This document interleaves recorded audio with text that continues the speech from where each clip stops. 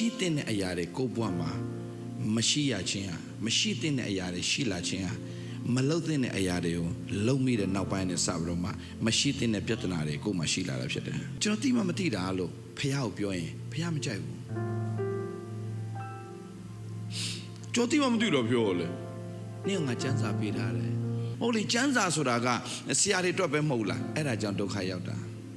ငါလူတွေပညာနဲ့တော့ဆုံးရှုံးတယ်စံစာဆိုတာဆရာတွေအတွက်ပေးထားတာမဟုတ်စံစာဆိုတာကဖယားသခင်သားသမီးအားလုံးအတွက်ဖယားကပေးထားပေးတာအာမင်တင်သူများတဲ့ခေါင်းတစ်လုံးပို့ခြင်း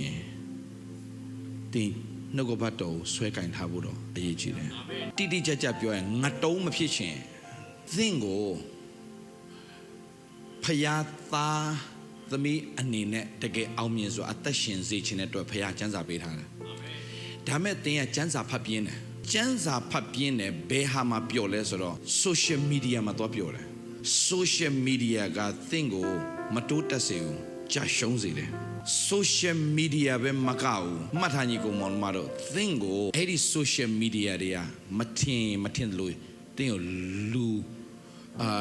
လူရိုင်းဖြစ်စေတယ်လူရိုင်းဖြစ်စေတယ်လူရင်ကြီးမဖြစ်စေဘူးယခင်တော့မဆဲတတ်ဘူးsocial media ဆဲတာတွေမြင်လို့သူလည်းဆဲတက်လာတယ်အများကြီးစံစာမဖတ်လို့တင်းကိုဘုရားသခင်အတုံးနဲ့ရိုက်တဲ့ဘုရားမဟုတ်ပါဘူးဒါမဲ့မင်းကြည့်တင်တာကိုမကြည့်ရင်မကြည့်တင်တာတွေမင်းကြည့်တော့